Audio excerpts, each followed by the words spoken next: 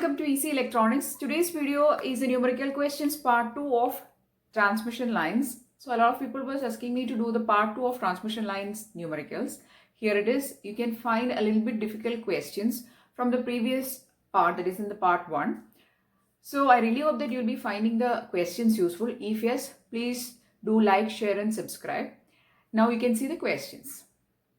So in this video, we'll be seeing the numericals from transmission lines. This is a part 2 of transmission line numerical questions. In this video, I've tried to include little bit difficult questions compared to the part 1. The first question is, a lossless transmission line in a with a characteristic impedance of 80 ohm is terminated by a load of 125 ohm. If the length of the line is 1.25 lambda, the input impedance is dash. Okay, so you have to find the input impedance here. First, we'll write the equation for finding the input impedance. Zin is equal to Z0 into ZL plus JZ0 tan beta L by Z0 plus JZL tan beta L. Now, we'll find the value for beta L. I hope you can see the board. Okay. So now we are going to find the value for beta L. Beta L. What is beta? Beta equal to 2 pi by lambda, right? So beta L is equal to 2 pi by lambda into L. 2 pi by lambda into L is, here it is given 1.25 lambda, right? And if you solve it, you will be getting the value as 5 by 2 pi, or you can write it as 5 into pi by 2. So this is a multiple of beta L is an angle of tan, and it is a multiple of pi by 2. And we know that for pi by 2 multiples of, that is if the angle of tan is coming as multiples of pi by 2, then the value is infinity or it is not defined. Okay, so the equation, this equation will get reduced like this. These things we have explained in the formula revision video of transmission lines. Okay, so Zin will now get reduced as Z0 square by ZL. So this will be your equation to find Zin. Why? Because this equation has reduced because beta L is equal to infinity or it is not defined. Now I'll give you a trick to solve this question without actually finding the beta L. If you see the length of this transmission line, L is equal to 1.25 lambda, right? So you can write this as 5 by 4 lambda. 1.25 you can write as 5 by 4 lambda. So this 5 by 4 lambda or 5 into lambda by 4. Okay. So if the length of your transmission line is coming as multiples of lambda by 4, then this will be your equation. So you don't have to go and find out your beta L. If your length is coming as multiples of lambda by 4, most of the time your equation will be this. You don't need to simplify from the bigger equation. Okay. So just watch the video on the transmission lines. In that, in the input section, input impedance session, we have discussed about all the equations and its reduced form and all in the transmission line video. Okay, that is in the EMT playlist. So here, I'm telling it once again. If L or the length of the transmission line is coming as multiples of lambda by 4, then most commonly your equation will get reduced as Zin equal to Z0 square by ZL. Okay, so you don't have to go and simplify all these big equations. So that's the tip. Next, we'll now find the Zin. It is simple because we have the characteristic impedance and we have the load impedance. So just substitute and find. What is the characteristic impedance of the transmission line? It is 80. So 80 square by ZL is 125. So 80 square by 125 equal to 51.2 ohms is your input impedance. I hope it is clear. Okay, so in this question we have discussed about input impedance. The question was to find the input impedance if the length of line, characteristic impedance and the load impedance is given. You have your main equation but will get reduced as Z0 square by ZL. Then your answer coming will be 51.2 ohms is your input impedance. It's a little bit difficult one. The question is a 40 ohm 4.2 meters long lossless line, that is lossless transmission line, is operated at 75 megahertz. The phase velocity of 0.2 coulomb and the input impedance at the middle of the line is 60 minus J50 ohm. What is the input impedance at the generator? So we'll first draw a rough figure of our transmission line. So this is our transmission line. There is a load. This is the total length of your transmission line. Okay, and the total length is 4.2 meters. Right, total length is 4.2 meters. Now there is a generator, or you can call it a source. Okay, the characteristic impedance of this line is 40 ohms. Okay, we'll write it inside. Now, what all other things are given? Phase velocity is given. Okay, we cannot represent that inside the figure, but we'll keep that aside. And the input impedance at the middle of the line is 60 minus J50 ohm. Okay, now we'll draw it. The input impedance at the middle. We'll draw it somewhere here. Okay, we'll remove it. We'll write it here, 40 ohms. And this value is given as 60 minus J50 ohms. And this is at the exact middle of your transmission line. And in the exact middle of your transmission line means you are going to divide this 4.2 as now half. Means this will be 2.1 meters. And this will be exactly 2.1 meters. Right. Now you have actually splitted your transmission line as 2.1 meter here and 2.1 meter towards the load side. Now what you need to find? The question is, what is the input impedance at the generator or at this source side? I'll write it as generator itself. At the generator side, what is the input impedance? In order to calculate that, we have an equation, but we have to actually consider that this is our new load. See, we have splitted the transmission line as half. We will, as of now, ignore the load side because we don't have anything to do with the load or this side. We want to find the input impedance at the generator. And this impedance is given to you now. So we'll consider this portion of the line and we'll assume that this is our new load side. Okay. Or this is our new load, or the impedance Zin, we'll take it as ZL. Okay. And we'll write the equation for Z input. Zin equal to Z0 into, we have written it in the previous question also, ZL plus J Z0 tan beta L by Z0 plus J ZL tan beta L.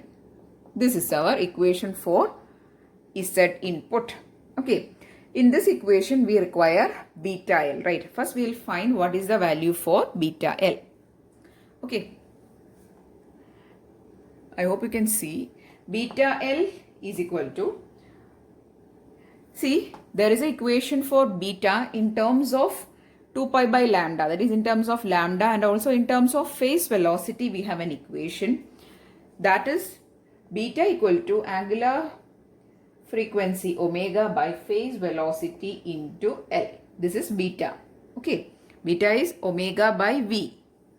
So all these equations, I am telling it once again, we have discussed in the formula revision video. So omega by V is also the equation for beta. So just substitute omega and V. Now what is omega? Omega equal to 2 pi f, right? So 2 pi f by V is directly given 0.2 c. Now c is nothing but the speed of light. So you have to substitute it as 3 into 10 raised to 8. Here you have to substitute the frequency into length of the line. What is the length of the line now? see, we have splitted the line as half. So now we are only interested in this portion of the line. So we'll take the length only as 2.1 meter. It is not 4.2 meters. It is 2.1 meters. Okay, now substitute all the values in your equation and find first what is beta L. Then only you can simplify this input impedance equation. So first we'll substitute F. 2 pi into F is 75 megahertz. So it is 2 pi into 75 into mega means 10 raised to 6, right? By 0.2 C is 0.2 into 3 into 10 raised to 8, right? Then into 2.1 meters. Again, it is in meters. You don't have to convert. Okay, so the equation coming is 2 pi into 75 into 10 raised to 6 into 2.1 by 0.2 into 3 into 10 raised to 8. And while solving, you will be getting beta L as 21 pi by 4. Now this is a multiple of pi by 4. So when taking tan and multiples of pi by 4, for the angles multiples of pi by 4, the tan value is equal to 1. Okay. So now tan beta L is equal to 1. So you can simplify the equation again.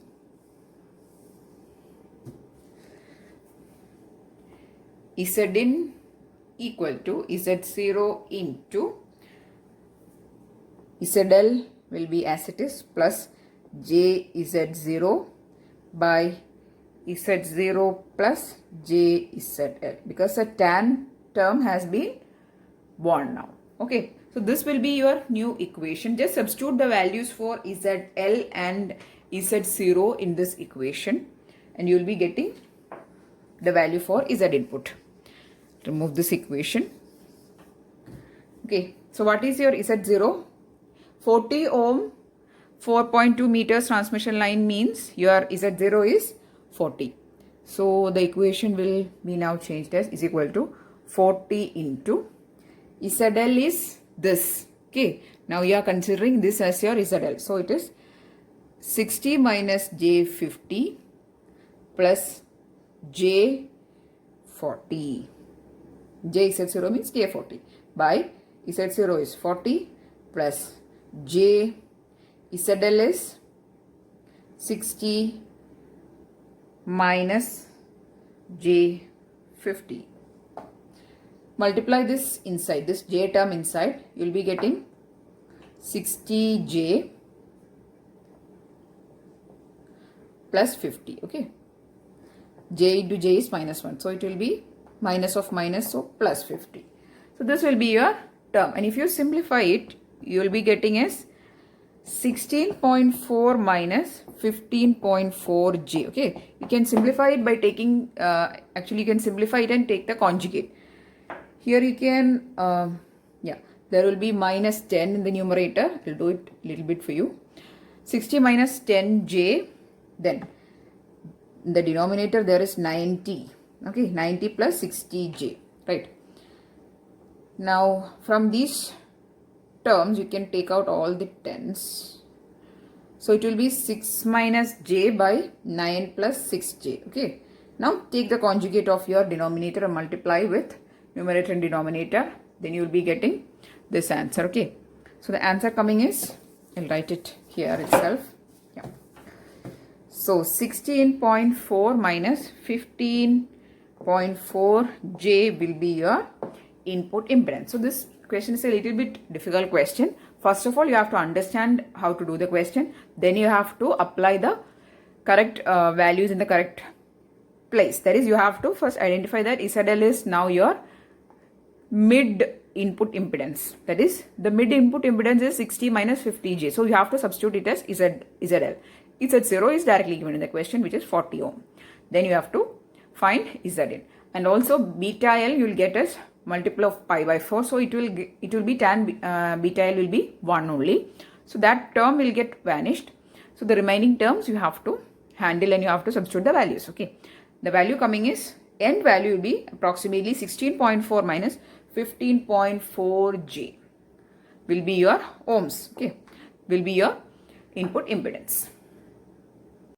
The next question is, The characteristic impedance of a quarter wave transformer. The quarter wave transformer and stub are used for impedance matching. Okay, they are again part of transmission line itself. So the characteristic impedance of a quarter wave transformer with load and input impedances given by 30 and 75 respectively is dash. So here the equation you have to use is Z0 square equal to Zin into ZL. Okay. Z0 is a characteristic impedance, Zin is the input impedance, ZL is a load impedance. So Z0 will be square root of Z into Zin into ZL. That will be square root of 30 into 75. And the value coming is 47.43 ohms. Okay, so this is your value for the characteristic impedance of your quarter wave transformer. Okay, the equation is Z0 square is equal to Z into Zin into ZL. Okay, so these equations connecting to the impedances, VSWR, reflection coefficient, everything is very important when you are covering the topic of transmission lines. Okay, so EMT, while covering your EMT, one of the very important topic is transmission lines, especially numerical questions is 100% sure when you're going for GATE exams or ISRO exams. Okay, so please do try to cover this area, all these equations, and try to practice numericals as much as possible. So I really hope that you found the video useful. If yes, please do give it a thumbs up and also share it with all your friends. And if you want more videos, please do subscribe to the channel. Thanks for watching and keep on watching.